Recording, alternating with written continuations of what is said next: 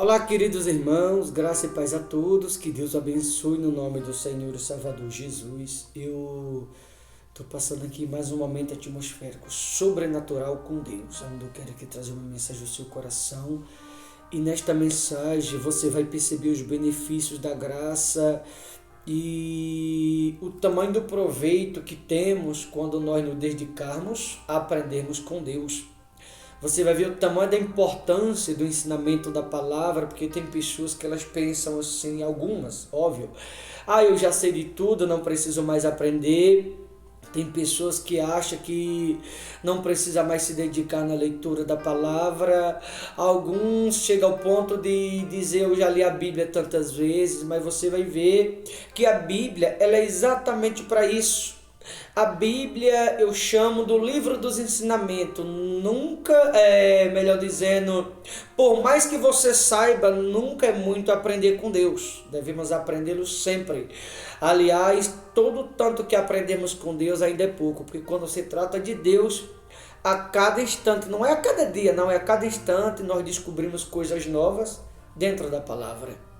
Por isso seria importante que você ouvisse essa mensagem aqui em Tito capítulo 2, versículo de número 11, diz assim o título: Os gloriosos benefícios da graça salvadora de Cristo.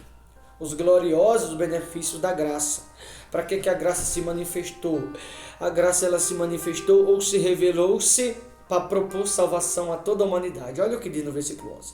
Porquanto a graça de Deus se manifestou salvadora a todos os homens. Por isso que a Bíblia diz: pela graça sois salvo. E aqui a Bíblia fala, Tito 2,11, porquanto a graça de Deus se manifestou salvadora a todos os homens. Então a graça é para propor salvação à humanidade. Mas para que essa humanidade, ao que eu me refiro, possa ser salva, ela tem que procurar viver a graça de Cristo. E o que é viver a graça? Viver a graça se trata de renúncia, a gente se libertar dos pensamentos contrários, dos pensamentos negativos, dos pensamentos mundanos e viver a mente do Espírito Santo, conforme diz em Romanos, capítulo 12, versículo 2, não vos conformei com este século. A partir daí, você passa a viver na graça, quando você abandona as coisas relacionadas a essa vida, para viver em você a pessoa do Espírito Santo. Quando você passa a viver a pessoa do Espírito Santo, você passa a viver a graça salvadora de Cristo. E é por esta graça essa qual ele achou em você. No entanto, ele disse ao apóstolo Paulo, a minha graça te basta. Lá em 2 Coríntios está escrito, a minha graça te basta. Se você passa a viver esta graça, isso sugere que você está no caminho certo. É porque é através desta graça, ou por meio desta graça, que você será salvo. Olha o que diz no versículo 12. Educando-nos para que, renegadas a impiedade e as paixões mundanas. Por isso que eu acabei de falar, que nós temos que deixar as coisas vinculadas ao mundo. Renunciá-la para que possa viver a graça. Porque muitas pessoas, o diabo infelizmente tem enganado a muitos, pessoas que estão dentro da igreja, e muitas são aquelas que estão vivendo de maneira equivocada, andando de qualquer jeito e acham que estão andando certo. Mas viver a graça se trata exatamente de deixar o mundo, como diz o 12, educando-nos. Veja, a palavra de Deus é para educar-nos.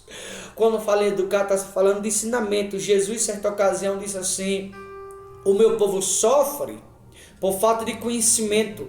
Tem pessoas que acham que já conhece, tem pessoas que acham que não precisa mais aprender.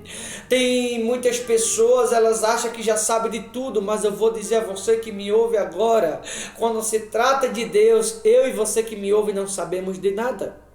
Quando se trata de Deus, nós temos que aprendermos a cada dia. Quando se trata de Deus, a cada dia Ele nos ensina algo novo, algo diferente, uma coisa nova.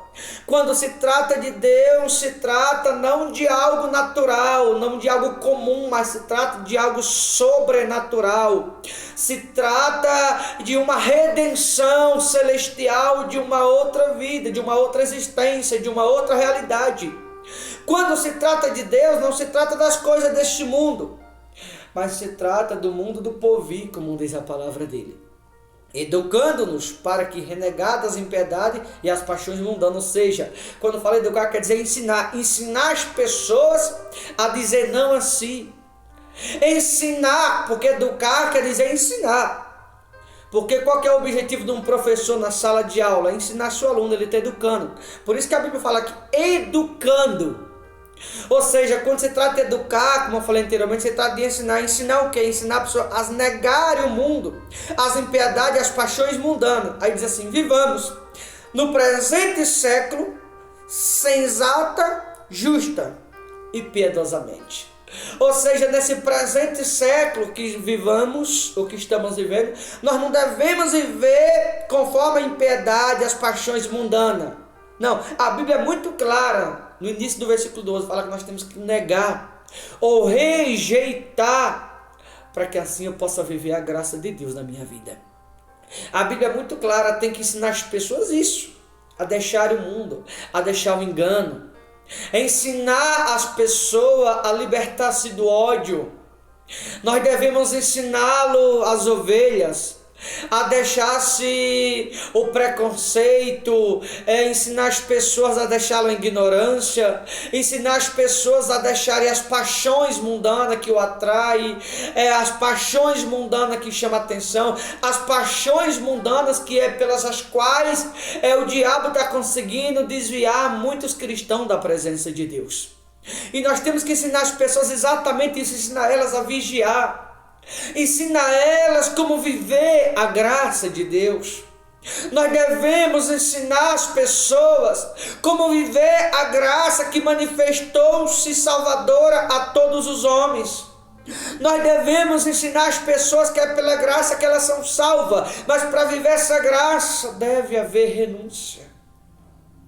Muitas pessoas elas não têm renunciado, falta de ensinamento, como Jesus disse. Educando ou ensinando, ensinar as pessoas que não é bebendo que elas vão ser salvas, não é mentindo que elas vão ser salvas, não é andando conforme o querer humano, conforme a natureza humana que vai ser salvo.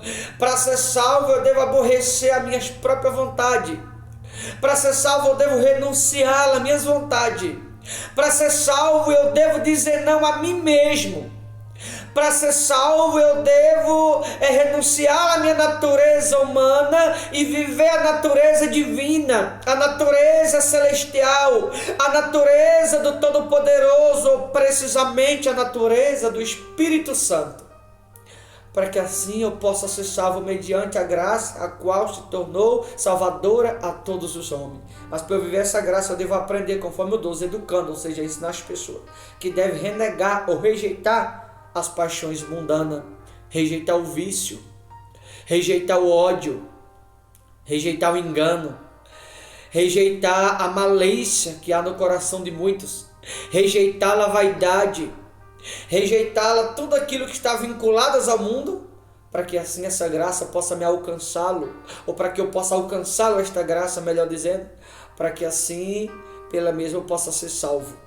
Versículo 13, aguardando a bendita esperança e a manifestação da glória do nosso grande Deus, Salvador Cristo Jesus. Ou seja, eu só posso, na minha caminhada, estar aguardando essa graça ou essa salvação, o grande Deus, o Salvador Cristo Jesus, como diz aqui, se eu entender que eu devo rejeitá-la ou negá-la ao mundo, se eu entender que eu devo rejeitar as paixões mundanas, ou melhor, quando eu rejeito as paixões mundanas, ou quando eu digo não às paixões mundanas, aí eu vou estar vivendo a graça. Quando eu passo a viver a graça, aí de fato eu estarei esperando a salvação do grande Deus, Salvador Cristo Jesus, como diz a palavra. Mas alguém só pode estar esperando de fato o Salvador, o grande Deus, o Senhor e Salvador Jesus Cristo, como está escrito, quando diz não para as paixões mundanas. Ao contrário, enquanto alguém está vivendo em si as coisas vinculadas ao mundo, não estão esperando em Deus, está esperando pelo mundo.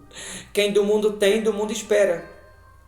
Quem diz não ao mundo, em Deus também espera.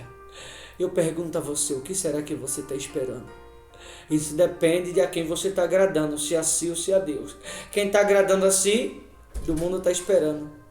Quem não agrada a si, quem diz não a si, significa que está esperando em Deus. Porque quando você diz não a si Isso sugere que você está vivendo de fato a graça de Jesus na sua vida.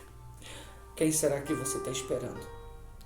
Para finalizar, né, ele deixou muito claro a manifestação da glória do nosso grande Deus e Salvador Cristo Jesus. A glória do nosso grande Deus e Salvador Cristo Jesus. Ou seja, eu só posso viver esta graça, viver esta glória, alcançar esta graça, ser salvo por esta graça, se eu digo não para as paixões mundanas.